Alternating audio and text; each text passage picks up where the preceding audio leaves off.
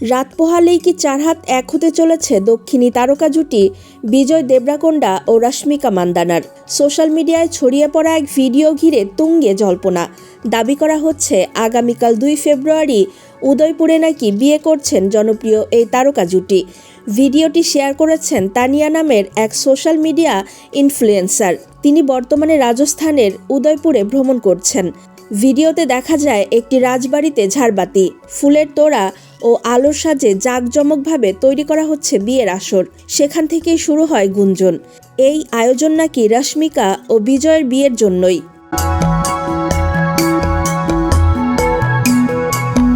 ভিডিওতে ইনফ্লুয়েন্সারকে বলতে শোনা যায়, আমরা উদয়পুরের রাজবাড়িতে রয়েছি, এখানে বিয়ের প্রস্তুতি চলছে, আর আমরা জানতে পেরেছি 2 ফেব্রুয়ারি রশ্মিকা মান্দানা ও বিজয় দেবরাকোন্ডার বিয়ে হচ্ছে।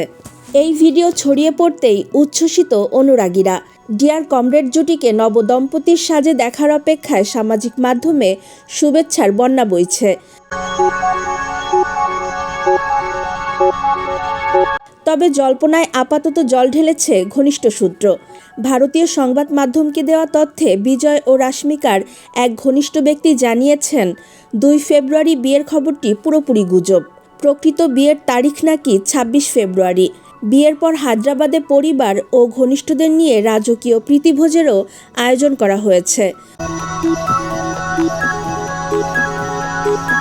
উল্লেখ্য, গত অক্টোবরে গোপনে বাগদান সেরেছিলেন বিজয় রশ্মিকা।